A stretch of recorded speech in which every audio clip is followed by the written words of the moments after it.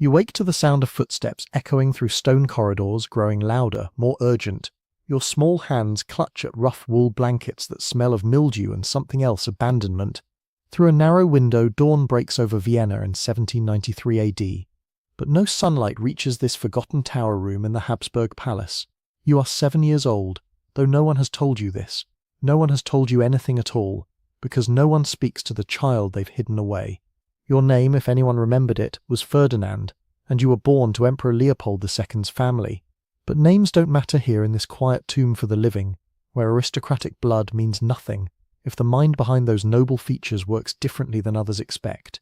Your attendant enters. Not a nurse, not a governess, just a woman paid to ensure you remain fed and forgotten. She avoids your eyes, those distinctive almond-shaped eyes that mark you as different, as wrong, as something that shouldn't exist in a bloodline that claims divine appointment. She sets down a bowl of porridge, already cold, and retreats. No words, never any words. Outside, your cousins learn Latin and philosophy, practice dancing and diplomacy.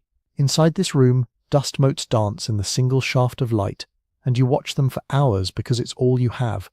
Before diving into these forgotten stories of survival and suffering, if you enjoy learning about the hidden truths of history, consider hitting that like button and subscribing for more content like this. And please comment below to let me know where you're listening from. I find it incredible that we're exploring these ancient stories together from different parts of the world, connected across time and space by our shared curiosity about the past. In the grand palaces of Europe, behind gilded doors and beneath painted ceilings depicting heavenly glory, lived children whose existence threatened everything their families believed about divine right and pure blood. These were sons and daughters born with what we now understand as Down syndrome, a genetic condition resulting from an extra copy of chromosome 21, causing distinctive facial features, intellectual disabilities, and often heart defects. But in centuries past, before John Langdon Down would describe the condition in 1866 AD, before anyone understood chromosomes or genetics, these children were seen as curses, embarrassments, or divine punishments for secret sins. Royal families who built their entire legitimacy on the notion of superior breeding and God's favour faced an impossible dilemma when such children were born into their midst. A peasant family might accept their different child as God's will, might find ways to integrate them into farm life where simple tasks still had value. But royalty demanded perfection. Every prince and princess existed as political currency, future marriage contracts, living symbols of dynastic power. A child who couldn't learn court etiquette, who might drool during state dinners, who would never master the complex dance of international diplomacy, such a child threatened not just family pride but political stability itself. Consider Prince John of the United Kingdom, youngest son of King George V and Queen Mary, born in 1905 AD at York Cottage on the Sandringham estate. For his first 4 years, John lived as any royal child might, photographed with his siblings, dressed in sailor suits, presented to visiting dignitaries. But around age 4, the seizures began. Along with epilepsy came signs of what physicians quietly noted as learning difficulties and features that photographs from the era reveal as consistent with Down syndrome, though this was never officially confirmed. By 1909 AD, John had vanished from public life entirely. His grandmother, Queen Alexandra, wrote in her diary about visiting poor little Johnny at Wood Farm, a farmhouse on the Sandringham estate where he'd been relocated with his devoted nurse, Charlotte Lala Bill. Alexandra described a child who lived in his own world, who found joy in simple things, collecting acorns, watching the gardeners work, laughing at games only he understood. His siblings were discouraged from visiting. His parents maintained distance, viewing him through the lens of duty rather than affection. When John died in 1919 AD at age 13, following a severe seizure, Queen Mary wrote to a friend that his death was a release for the child and perhaps greatest mercy for the poor little soul. Those words, release and mercy, echo through centuries of royal correspondence about such children. They reveal a worldview where difference equaled suffering, where inability to fulfill dynastic duty meant a life wasn't worth living. Yet between the lines of these carefully worded letters, we sometimes glimpse humanity breaking through. Lala Bill, John's nurse, kept every drawing he made, every photograph, every small treasure he collected. After his death, she was pensioned off quietly, taking her memories of a boy who loved music and animals with her, memories that painted a far different picture than the official narrative of tragedy and relief. Travel back further, to France in 1640 AD, where whispers spread through the palace of Fontainebleau about a child born to King Louis XIII and Anne of Austria, a child who appeared before the future Sun King, Louis XIV. Court records, carefully sanitized, mention only a weak infant who failed to thrive, but private letters between royal physicians, discovered centuries later in the Vatican secret archives, describe features we now recognize: the flat nasal bridge, the single palmar crease, the protruding tongue. This unnamed prince lived exactly 43 days. His wet nurse, interrogated repeatedly, swore she'd fed him properly, that she'd done nothing wrong. Of course she had done nothing wrong. The child likely had the heart defects that affect nearly half of all babies with Down syndrome. But in an era where infant death required blame, where royal blood was supposed to be stronger than common stock, someone had to be at fault. Palace servants whispered about the special prayers Anne of Austria commissioned, the pilgrimages she made to shrines seeking explanation for why God had marked her child. Some said it was punishment for the king's sins, others blamed the queen's Spanish blood, still others pointed to astronomical alignments at the moment of conception. What no one said, what no one dared suggest, was that sometimes nature simply creates variation, that this child was not a punishment or a curse, but simply different. Such thinking wouldn't emerge for centuries. In Russia, the Romanov dynasty dealt with their own hidden shames. While history remembers Alexei's hemophilia, few know about Grand Duke Vladimir Alexandrovich's youngest daughter, born in 1882 AD.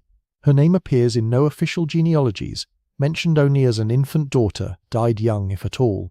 But payroll records from the Alexander Palace show continuous payments to a specific set of servants assigned to the nursery in the East Wing for 16 years after her birth, long after an infant death would require such attention. Letters between ladies-in-waiting describe a girl who never learned to speak properly, who at 14 still played with dolls meant for toddlers, who had to be watched constantly lest she wander into the frozen gardens in her nightgown laughing at snowflakes. When revolution came in 1917 AD, this forgotten Grand Duchess simply vanished from history. Did revolutionary soldiers find her in that East Wing nursery, this woman-child who couldn't understand why everyone was screaming? Did a servant spirit her away, perhaps to some remote village where a simple-minded woman who loved dolls might live unnoticed? Or did the family themselves, fleeing for their lives, make a calculated decision about who could and couldn't be saved? We'll never know. Revolution has a way of erasing inconvenient truths along with the regimes that created them. Spain's Habsburg line, already infamous for their inbreeding, produced numerous children with various disabilities. Charles II, El Hechizado, the Bewitched, is well documented, his Habsburg jaw so pronounced he could barely chew, his mental capacity so limited that he didn't speak until age 4. But Charles had siblings and cousins who never made it into the official portraits, never received names or titles. Spanish court physicians, in coded Latin that they hoped would outlive them, documented infants born with Mongol features, using terminology that wouldn't be formally medical for another 2 centuries. These physicians noted how such births increased with each generation of cousin marriages, uncle-niece unions, the desperate attempts to keep royal blood pure. One physician, Diego Mateo Zapata, writing in 1693 AD, described examining a princess whose name was literally scratched from the record. He noted her small stature, her difficulty swallowing, her profound developmental delays, but also something else: her extraordinary affection, her desire to embrace everyone she met, her pure joy at music and dancing, even if she couldn't keep rhythm. Zapata was ultimately burned by the Inquisition for suggesting that perhaps these children were not cursed, but simply examples of God's mysterious variety. His notes, hidden in a false bottom of a medical text, weren't discovered until 1954 AD. In the Ottoman Empire, different rules applied but similar tragedies unfolded. Sultan Mehmed III, who ruled from 1595 to 1603 AD, reportedly had a son born with distinctive features and developmental delays. Ottoman succession laws were brutal. Princes fought to the death for the throne, and any sign of weakness meant certain elimination. This unnamed prince didn't die in infancy as records claim. Instead, he was sent to the Cafés, the Cage, a luxurious prison within Topkapi Palace, where potential heirs were kept in isolation. Eunuch records show food and supplies delivered to a specific room in the Cafés for 23 years after this prince's supposed death. Guards reported strange sounds, not the usual protests or plotting of imprisoned princes, but singing, the same songs over and over, and laughter at odd hours. When Sultan Ahmed I died in 1617 AD, and succession chaos erupted, every room in the Cafés was open to account for all potential heirs. One room, according to a guard's memoir written decades later, contained an adult man with the mind of a child, surrounded by thousands of pieces of colored glass arranged in intricate patterns on the floor. He had spent 2 decades creating art no one would ever see, humming songs no one would ever hear, living a life no one would ever acknowledge. What happened to him in that moment of discovery? Records cease. Silence falls. Another ghost in the palace walls. Bavaria's Wittelsbach dynasty left more traces of their hidden children, perhaps because Mad King Ludwig II made eccentricity almost fashionable. His cousin Princess Alexandra, born in 1826 AD, was kept at Nymphenburg Palace in what servants called the Quiet Wing. Official biographies claim she died at age 3, but household accounts show expenses for her care until 1851 AD. A governess's diary donated to the Bavarian State Library in 1923 AD describes teaching a 25-year-old woman basic tasks: how to dress herself, how to use a spoon properly, how to recognize letters though she'd never form words. This governess wrote with unexpected tenderness about Alexandra's love for her pet canaries, how she would sit for hours listening to them sing, perfectly content in a world that required nothing more from her than existence. Yet even this relative kindness came with conditions. Alexandra could live, but she couldn't be seen. She could exist, but not as a princess, not as a person with a name that appeared in any succession documents. When she finally did die, her body was quietly interred in an unmarked section of the royal crypt. No ceremony, no announcement, as if 25 years of life could be erased by simply pretending they never happened. In Portugal, the House of Braganza faced their own crisis in 1734 AD, when Infanta Maria Francisca was born to King John V. Court painters were immediately commissioned to create her official portrait, a standard practice for royal births. But the portrait was never completed. The artist John Ranke left Portugal abruptly, his commission unpaid, his sketches burned. Years later, dying in Madrid, Ranke confessed to a priest about the infant princess, whose features he couldn't paint in a way that would satisfy the king. "How do you paint innocence itself?" he reportedly asked, "when innocence is not what power demands?" Maria Francisca lived until age 11, hidden in the convent of Santoso Novo in Lisbon. Nuns who cared for her left records of a child who loved to help with simple tasks, folding altar cloths, feeding the convent chickens, singing along to prayers though she never learned the words. When fever took her in 1745 AD, the nuns requested permission to bury her in their cemetery rather than return her body to the royal family. Permission was granted immediately, almost eagerly. Her grave marker reads simply, "God's child," no name, no dates, no connection to the throne she could never have inherited anyway. Denmark's royal family employed a different strategy with Prince Gustav, born in 1803 AD to Frederick VI. Rather than hide him completely, they created an elaborate fiction. Gustav, they claimed, suffered from a nervous condition that required constant travel for his health. In reality, he was moved between remote royal properties every few months, never staying long enough for local populations to notice his differences. His tutors, really minders, submitted false reports about his progress in studies while actually teaching him basic life skills.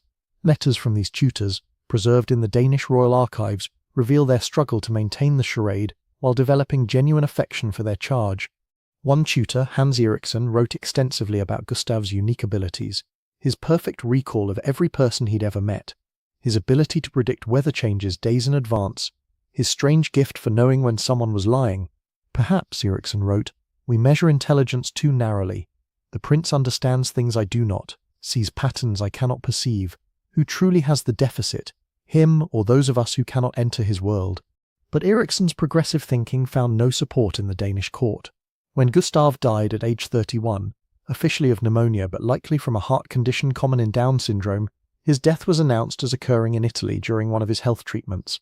His body was returned to Denmark at night, buried before dawn, his entire existence compressed into a single line in the royal genealogy, Prince Gustav. Sweden's Bernadotte dynasty, relatively new to royalty, might have been expected to handle difference with more modern sensibility. But when Prince Carl Oscar was born in 1852 AD with clear developmental disabilities, they followed the same playbook as older dynasties. Official records state he died at 3 months old. Unofficial records, servant testimonies, physician bills, food requisitions suggest he lived at least until age 9 at Tullgarn Palace, 30 miles from Stockholm.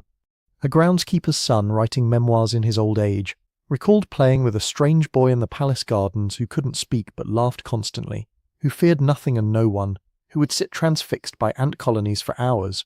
This boy, the groundskeeper's son realized decades later, appeared only when the royal family was absent, vanishing days before their returns. He was like a ghost, the memoir states, but the happiest ghost imaginable. In Austria-Hungary, the Habsburg curse of inbreeding produced numerous children with disabilities. Emperor Franz Joseph's brother, Archduke Karl Ludwig, had a son in 1868 AD, who was immediately declared stillborn, but a midwife's diary discovered during World War II when her descendants fled bombing tells a different story. The child lived, she wrote, but with features that made the emperor himself recoil. Within hours of birth, the infant was taken from his mother, who was told he had died. The midwife was sworn to secrecy, paid handsomely, and warned that breaking her oath meant death. Years later, this same midwife was called to a monastery outside Vienna to treat a sick child, and recognized him immediately. The monks, she learned, had been paid to raise him as an orphan, never knowing his true identity. They called him Felix, meaning happy, because despite his limitations he radiated joy. He lived among them for 12 years, helping with simple tasks, beloved by the brothers who saw in his innocence a kind of holiness. When he died of scarlet fever in 1880 AD, the entire monastery mourned. The abbot, noting his death in the monastery records, wrote, "Our Felix has returned to God, who surely loves him better than the world ever could." These hidden children existed in every European royal house, their stories following depressingly similar patterns: birth, recognition of difference, concealment, erasure. Yet occasionally, cracks in the official narrative reveal unexpected tenderness. Prussia's Prince Waldemar, born in 1889 AD to Wilhelm II's sister, was hidden away like all the others, but his nurse, Emma Müller, used her wages to commission a local artist to paint his portrait every year on his birthday. 17 portraits in total, showing a boy growing into a man, his distinctive features rendered with dignity and care. After his death in 1906 AD, Emma tried to give these portraits to his mother. They were refused, burned in front of her. The last evidence of Waldemar's existence turned to ash. Emma spent her remaining years writing letters to newspapers, trying to tell Waldemar's story, but no paper would publish them. Those letters, found in her belongings after her death, paint a picture of a young man who loved trains, who could identify every bird by its song, who memorized entire orchestral pieces after hearing them once. He was not less than, she wrote repeatedly. He was different than, and different in God's eyes is not wrong. In Italy, the House of Savoy dealt with their own secret when Princess Giovanna was born in 1879 AD. Unlike other royal families who hid their children completely, the Savoys attempted a middle ground. Giovanna appeared at certain highly controlled public events, always at a distance, always briefly. The public was told she was delicate and couldn't endure long ceremonies. In reality, she was carefully coached for weeks before each appearance, taught to wave, to smile, to stand still for precisely counted seconds before being whisked away. Behind palace walls, Giovanna lived a more complete life than many of her peers with similar conditions. She had tutors who focused on her strengths, her extraordinary memory for music, her ability to learn through repetition, her gift for understanding animals. She had a small household of servants who spoke to her as a person, not a problem. When she died at age 33, her funeral was private but dignified. King Umberto I, her uncle, reportedly said, "She lived as God made her, and that was enough." But Italy's relative progressiveness was the exception. In Belgium, King Leopold II, infamous for his brutal exploitation of the Congo, showed no more mercy to his own disabled daughter, born in 1864 AD. Princess Stephanie's memoirs, published after her father's death, mention a sister who was not spoken of, whose room in the palace was eventually walled off entirely. Servants who worked in the palace during that period, interviewed by historians in the 1920s, described hearing a child's voice from behind those walls for years, singing nonsense songs, calling for a mother who never came. One servant, Marie Delacroix, risked her position to slip food and small toys through a gap in the walled-off section. She testified that the child, she never learned her name, would push drawings back through the same gap, crude, colourful images of people with enormous smiles, of sons with faces, of what might have been attempts at writing Mama. Marie kept one drawing, which she showed to the interviewing historian, a piece of paper covered in handprints made with what appeared to be berry juice, each print surrounded by carefully drawn hearts. Romania's royal family, established only in 1866 AD, quickly learned the rules of royal shame.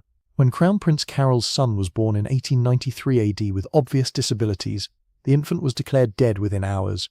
But Queen Elizabeth, a poet and mystic who wrote under the name Carmen Silva, couldn't accept this erasure.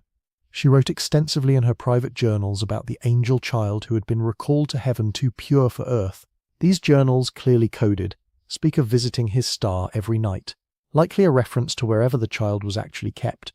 A Romanian Orthodox monastery's records from this period show a mysterious patron donating substantial sums for the care of a special child of God. The donations came with specific instructions. The child was to be taught music, given art supplies, never struck or restrained, spoken to with kindness. The donations continued for 7 years, then stopped abruptly. The monastery's chronicle notes that their special charge died that same year of a fever that took him gently as he had lived. Even in the 20th century, as medical understanding of Down syndrome improved, royal families continued their patterns of concealment. Greece's royal family, exiled and restored multiple times, left scattered records of children who existed in margins. A physician who treated the Greek royals in exile during the 1920s wrote in his memoirs about examining a teenage princess whose existence was completely unofficial. She had been born with Down syndrome and hidden from birth. Her parents told she had died, but a loyal servant had spirited her away, raised her in secret, and only sought medical help when the girl developed pneumonia. The physician treated her successfully, but was shocked by the family's response. Rather than joy at discovering their daughter lived, they offered him a fortune to solve the problem permanently. He refused, fled the country, and spent decades wondering what became of that girl who had clutched his hand and called him nice man over and over, the only words she knew. In the Netherlands, whispers persisted for generations about Queen Wilhelmina's lost child. Official records show only one daughter, Juliana, but household staff from the 1890s told different stories. They spoke of a second pregnancy, a birth that resulted in no announcement, a child who lived briefly in the palace before vanishing. Years later, a Dutch farmer's family in Friesland would tell stories of their touched daughter, who had been left with them as an infant by mysterious benefactors who paid for her care but never visited. This girl, who lived until 1934 AD, bore an uncanny resemblance to the Dutch royal family, but no one dared voice such observations aloud. Norway's monarchy, independent only since 1905 AD, faced their test in 1912 AD when Princess Ragnhild was born to the future King Olav V. The princess lived, officially, for 3 days. Unofficially, she lived for 8 years in a special medical facility in Switzerland, visited monthly by a Norwegian noblewoman whose face was always veiled. The facility's records, seized by the Nazis in 1940 AD and later recovered by the Allies, document a child with mongoloid features who showed affection to all and found joy in simple pleasures. Her death in 1920 AD was attributed to the influenza pandemic, though she likely died from heart complications common to her condition. These stories span centuries and dynasties, but patterns emerge with depressing consistency. Shame, fear, concealment, erasure, royal blood that wasn't royal enough, divine right undermined by human variation. The very qualities that make Down syndrome individuals often extraordinarily loving, joyful, and free from the pretensions that torment typical people. These qualities were antithetical to royal power structures built on hierarchy, competition, and carefully controlled bloodlines. Yet between the lines of official denials and destroyed records, we find glimpses of humanity. Servants who risked everything to show kindness, nurses who kept photographs and drawings, monks and nuns who saw holiness where others saw only shame. Even some royal parents who, despite the pressures of their position, found ways to ensure their hidden children received some measure of care and comfort. Consider Princess Alexandrine of Prussia, born in 1915 AD to Crown Prince Wilhelm. Unlike earlier generations, her parents didn't claim she had died. Instead, they placed her in a specialized institution where she received education tailored to her abilities. She learned to read simple texts, to write her name, to play piano, badly but with enthusiasm. When the Nazis came to power and began their euthanasia programs targeting disabled individuals, her family faced an impossible choice. Records suggest she was quietly moved to Switzerland, where she lived under an assumed name until her death in 1980 AD, having outlived the empire she was born to inherit. World War II marked a turning point, though not always for the better. The Nazis' systematic murder of disabled individuals, including those with Down syndrome, shocked even royal families who had hidden such children for centuries. Some recognized their own complicity in creating the attitudes that made such genocide possible. Others simply became more careful about concealment, understanding that in a world where such children could be murdered by the state, private shame was preferable to public knowledge. After the war, as Europe rebuilt and modernized, royal attitudes began slowly shifting. When Prince John of Luxembourg was born in 1957 AD with Down syndrome, his family made a revolutionary decision. They acknowledged him, not fully, not proudly, but they admitted he existed, that he lived in a special care facility, that he was their son and brother. He was a crack in centuries of absolute denial. By the 1960s and 1970s, medical advances meant children with Down syndrome were living longer, healthier lives. Royal families could no longer claim such children inevitably died in infancy.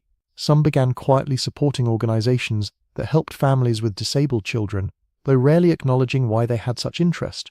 Others continued old patterns, but with modern efficiency: private institutions in discreet locations, trust funds that ensured silence, medical records that vanished into private archives. Spain's modern royal family broke entirely with tradition when, in 1973 AD, they publicly acknowledged that King Juan Carlos's nephew had been born with Down syndrome. The child appeared in family photographs, attended certain public events, was spoken of with affection rather than shame. It was revolutionary, yet it highlighted how recently such basic human recognition had been denied to these children. Today we know that Down syndrome is simply a genetic variation occurring in roughly 1 in every 700 births across all populations, all social classes, all bloodlines. We know that individuals with Down syndrome can live full, meaningful lives, that they experience the same range of emotions as anyone else, that their intellectual disabilities don't diminish their humanity. We know this now, but for centuries royal families who claimed divine appointment, who justified their power through supposed genetic superiority, couldn't afford to know this. Modern royal families still face these challenges, though typically with more compassion than their predecessors. When rumours surface about a royal child with disabilities, palace public relations teams issue careful statements about privacy and family matters. Support is provided, care is arranged, but full integration into royal life remains rare. Old habits die hard, and the pressure for royal children to be perfect, or at least appear perfect, persists. Some historians argue that these hidden children represent one of monarchy's greatest moral failures: the systematic denial of humanity to their most vulnerable members. Others point out that royal families were products of their time, following medical and social conventions that labelled such children as mongoloid idiots and recommended institutionalization. Both perspectives hold truth. Royal families didn't create society's prejudices against disability, but their positions of power mean they bear special responsibility for perpetuating them. In researching these stories, one finds an archive of absence. Destroyed records, scratched out names, portraits painted over, graves unmarked or moved. For every documented case, how many others left no trace at all? How many royal children with Down syndrome lived their entire lives known only to a handful of servants sworn to secrecy? How many died believing themselves orphans, never knowing that somewhere in a palace, their parents continued producing heirs who better fit the royal mould? Yet perhaps the most tragic element isn't the secrecy itself, but what that secrecy cost everyone involved. Parents who might have loved their different children instead learned to see them as shameful secrets. Siblings who might have developed empathy and understanding instead grew up believing in their own genetic superiority. The hidden children themselves, who might have thrived with proper support and acceptance, instead lived diminished lives in the shadows. Modern medicine has given us tools these historical figures lacked. Prenatal testing can now detect Down syndrome before birth, leading to different but equally complex moral choices. Some royal families have likely terminated pregnancies upon receiving such diagnoses, adding another layer to this history of absence. Others have chosen to continue pregnancies and raise children with disabilities, though rarely in the public eye. The last confirmed case of a European royal child with Down syndrome being completely hidden from public knowledge occurred in the 1960s, though rumours persist of more recent cases handled with extreme discretion. Privacy laws and modern medical ethics make it harder to track such stories, which is perhaps as it should be. These children deserve privacy, but not erasure. They deserve protection, but not imprisonment. What would history look like if these children had been acknowledged? If Prince John had stood beside his brother Edward VIII during the abdication crisis? If the Spanish Habsburgs had recognized that their pure bloodline produced as much variation as any peasant family? If just one royal family, somewhere in those centuries of denial, had said, "This is our child, different but beloved, and we will not hide them." We cannot rewrite history, cannot restore names to scratched-out records or mark graves that have been lost, but we can recognize that these forgotten princes and princesses existed, that they mattered, that their lives had value beyond their inability to inherit thrones or secure alliances.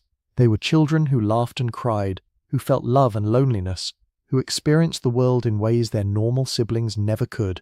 Some found moments of joy despite their circumstances, The unnamed Russian Grand Duchess arranging her glass pieces, Prince Gustav predicting weather, Felix bringing happiness to his monastery.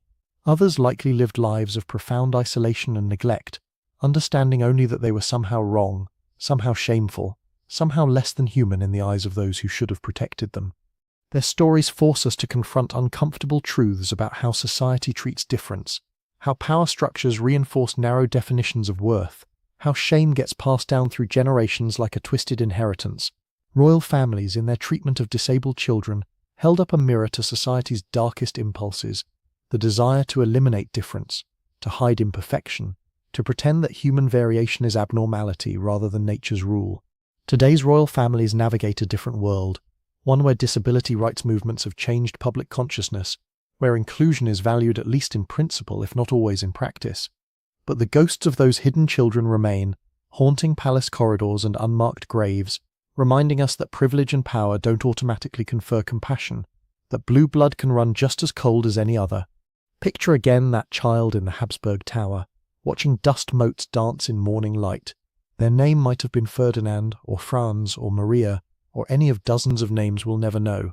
They lived and died in shame that wasn't theirs to bear, victims of a worldview that couldn't accommodate difference, couldn't see beauty in variation, couldn't recognize that the true deficit lay not in their extra chromosome, but in their family's missing compassion. Their attendant leaves, footsteps fading down stone corridors.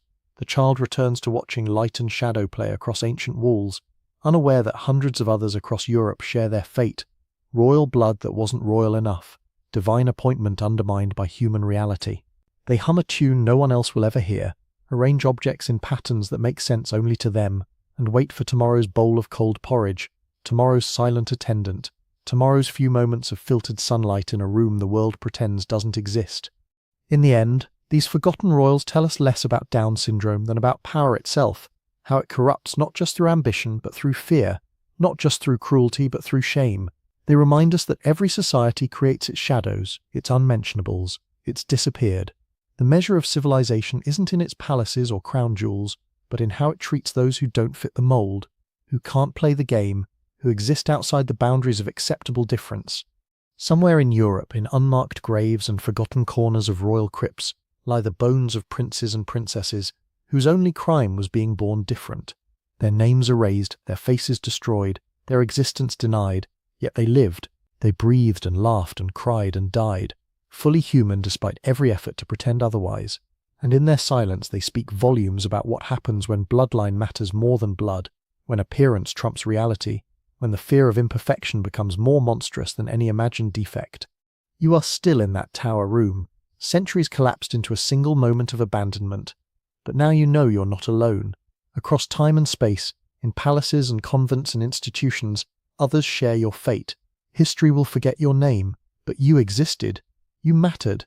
And in that dawn light filtering through stone and centuries, that's enough. It has to be enough, because it's all that remains when power chooses shame over love, absence over presence, forgetting over the harder work of remembering.